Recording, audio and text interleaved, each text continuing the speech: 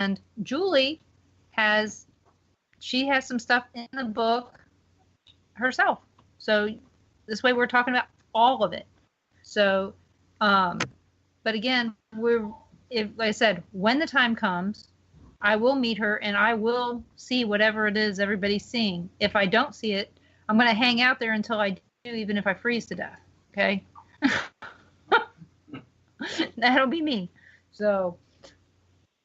I understand. You hang out until it happens. You wait, and if it takes a little longer, you just wait a little longer. I do understand.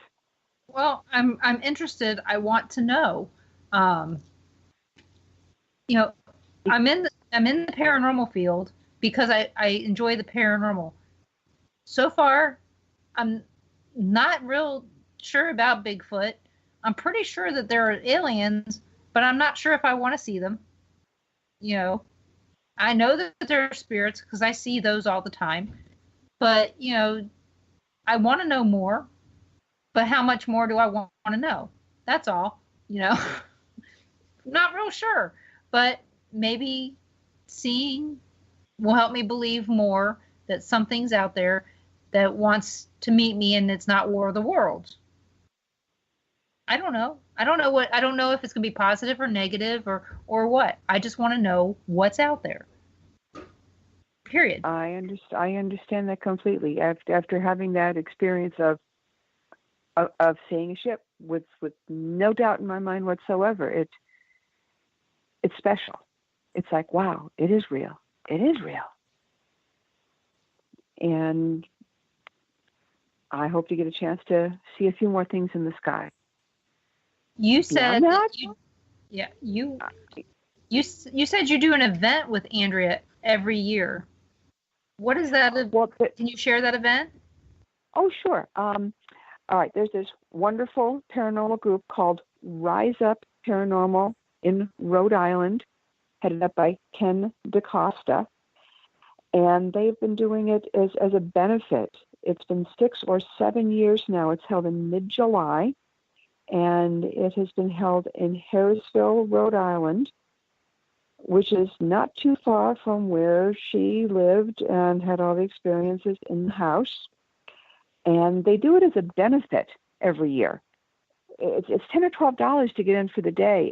It's remarkably inexpensive, and they raise many $1,000s for a cause every year. But anybody who's interested and up in this part of the country, it's usually in mid-July. But go to Rise Up Paranormal. They run the event, they organize the event, and they are a top-notch paranormal group in this part of the country. I cannot say enough good things about these people. I have such a high degree of respect for these guys and their integrity, and they're really the good guys. And they run this, and they'll raise, I don't know, $5,000, $6,000, $7,000. I mean, everything, all the monies, wow. All the guests who come to this do it on their own nickel to come up to this. It's a huge fundraiser. Well, and it's a so 2-day far, all event. the things we do on our own nickel too. So. Mm-hmm. But they have an event, a conference, so to speak, Mm-hmm. and any guest that attends, anybody who's a speaker, anyone like that, it's completely at your, all your travel expenses, everything else, it's completely out of your own pocket because it's this huge benefit. And it's just, it's a lot of fun. I love going to it every year. It's mid-July. Well, I'm glad to hear that, because I hear some of these events out there, they pay for these people to come in and they barely make any money. By the time they pay for the venue and pay for these people and their airfare, their hotel, and all their expenses, they barely make anything. And yeah, really some of them, scares me. I have heard it's hard to even break even with some of them, where depending how far you're bringing people in from and all of that and the venue and everything else. This is kind of a very unique event. There's a hall a nice air-conditioned hall where they have the speakers and such, and then everybody's outside under tents. And it's just a lovely location. Do they camp out in tents? Is that what you're saying? Well, no, all the vendors and everybody who's a Oh, okay. vendor and such, but everybody's under canopies. Okay. Under pop-up pavilion type of things, and that's all outside with a nice indoor hall for the speakers and presentations and slideshows and all of that. But again, the best way to, if you're interested, is keep track of it, via Rise Up Paranormal. It's their event, and they do a fabulous job. Well, you guys keep that in mind, Rise Up Paranormal, if you're interested in going up to Connecticut. And you said this is in the area where the Conjuring house was. Well, right. They're based out of Rhode Island. Not the house. Right, but in the same town. Okay. And people are encouraged to not go near the property. Right. Not to do that, because that's trespassing, and it's just wrong. Yes, it is. Yeah, yes, it is. And it's not like anything's going to happen. They moved out in 1980. It's private property, and you need to respect. You got to respect that. But it's a fun event right in town, and for her, it's old home day, and she gets to see people that she grew up with, and it's just a lovely, lovely event.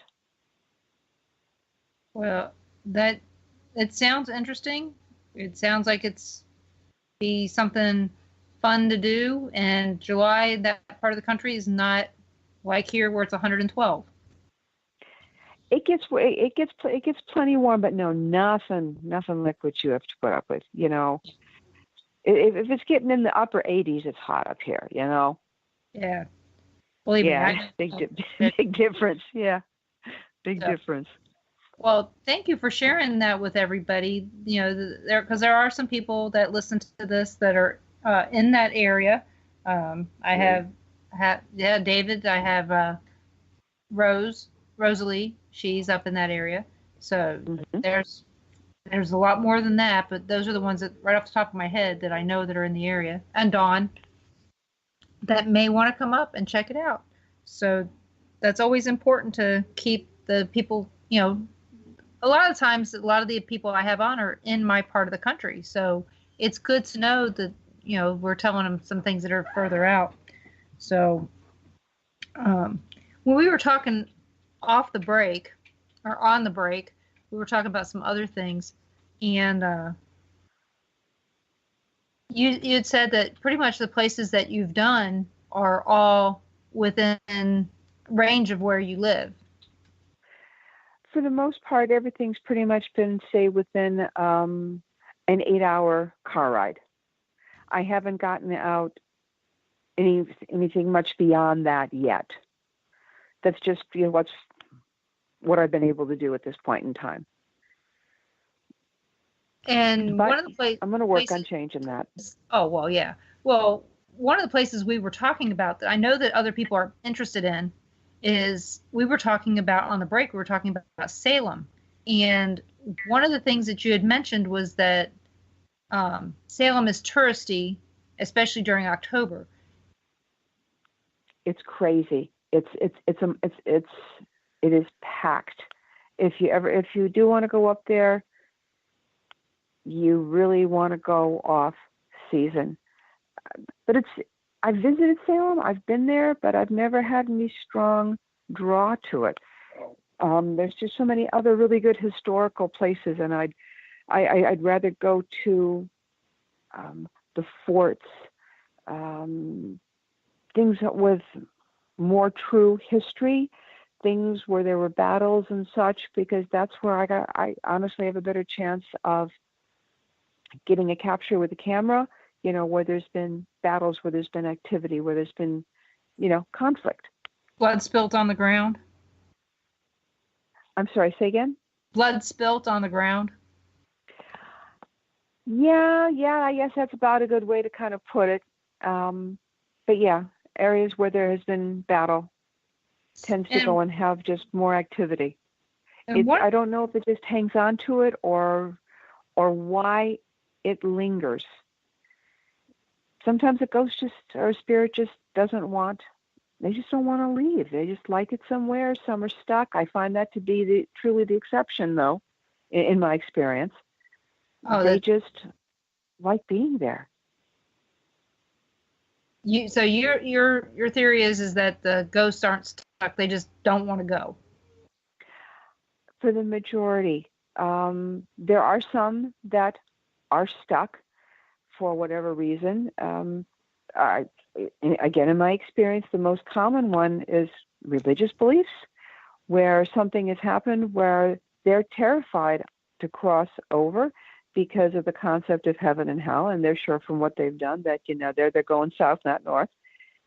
And I have dealt with that. I've been involved with crossings over a couple of times, and where you have to go and kind of convince them that no, that's not the case.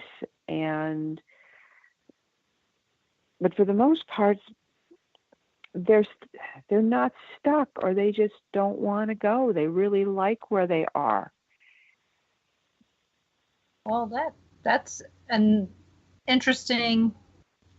That's interesting because there are some spirits I've come across that they just don't want to go, and there's some spirits that they've crossed over, but they come back at will. Oh yeah. That's very common. That's very common. Yeah. And then there's others that they're stuck and they can't go anywhere. So, but right. I can't prove any of this, but that's what they tell me. I can only go with what they're telling me. So, right. So exactly, and what we've experienced, and there is no way to truly prove it. You're right, there isn't. No. So we've got about 2 minutes left. What do you have coming up that people need to know? Is there any events where people can see you or hear you speak? Well, it's going to be a while, but I'm going to be a presenter. Now we're talking clear up next November. Okay. I'm going to be doing an event at Mount Washington Hotel up in New Hampshire. Karen Tatro, the medium, is running that one. And the last weekend in October, I was at this one last year. Lucky Belcamino, I hope I didn't mangle her last name. She's running the second time around for her event.